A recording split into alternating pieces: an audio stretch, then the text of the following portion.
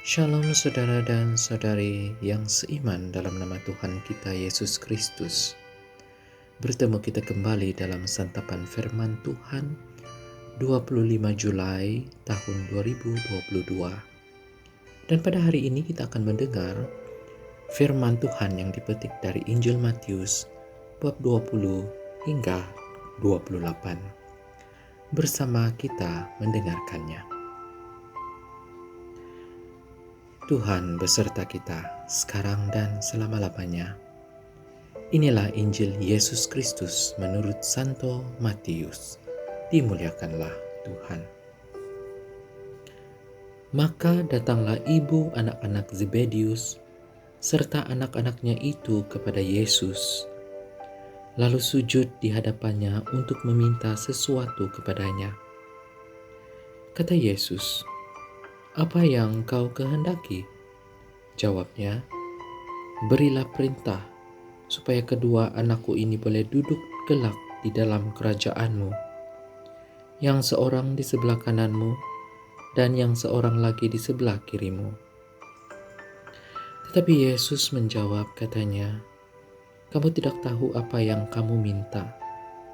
Dapatkah kamu meminum cawan yang harus kuminum?" Kata mereka kepadanya, "Kami dapat." Yesus berkata kepada mereka, "Cawanku memang akan kamu minum, tetapi hal duduk di sebelah kananku atau di sebelah kiriku, aku tidak berhak memberikannya. Itu akan diberikan kepada orang-orang bagi siapa Bapa-Ku telah menyediakannya." Mendengar itu, marahlah ke-10 murid yang lain kepada kedua saudara itu. Tetapi Yesus memanggil mereka lalu berkata, "Kamu tahu bahwa pemerintah bangsa-bangsa memerintah rakyatnya dengan tangan besi, dan pembesar-pembesar menjalankan kuasanya dengan keras atas mereka. Tidaklah demikian di antara kamu. Barang siapa ingin menjadi besar di antara kamu, hendaklah menjadi pelayananmu. Dan barang siapa ingin menjadi terkemuka di antara kamu, hendaklah ia menjadi hambamu. Sama seperti Anak Manusia datang bukan untuk dilayani, melainkan untuk melayani dan untuk memberikan nyawanya menjadi tebusan banyak orang." Demikianlah Injil Tuhan. Terpujilah Kristus. Nah, saudara dan saudari,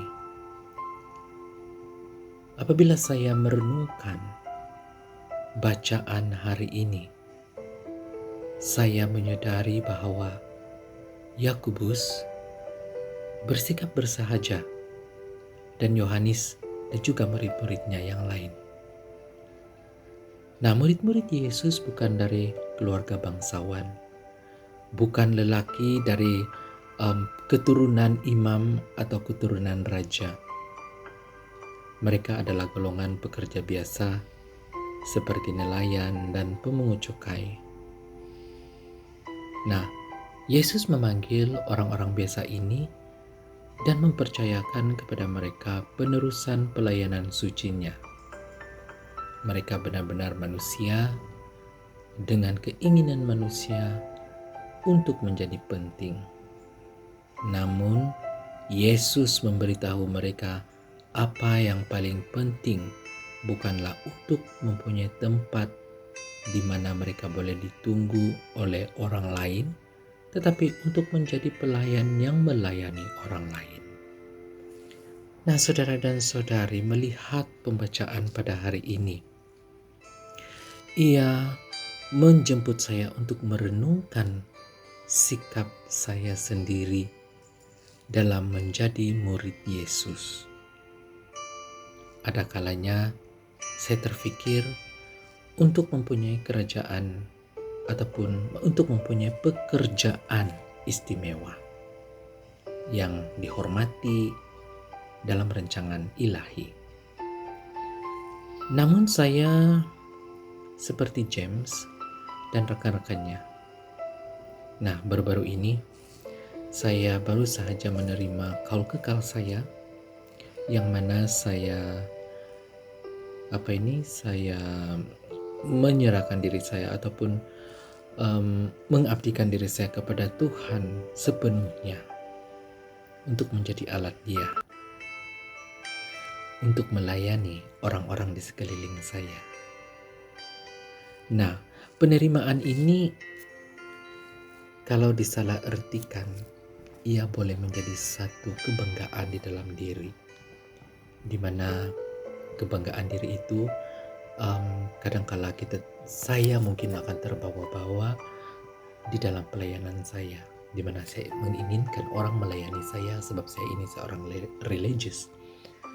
Nah, saudara dan saudari, ini adalah cabaran yang paling besar di dalam kehidupan saya sebagai seorang religious, di mana di dalam Injil yang kita dengar tadi mengatakan bahwa yang paling penting bukanlah untuk mempunyai tempat di mana orang lain menunggu kita, tetapi untuk menjadi pelayan yang melayani orang lain.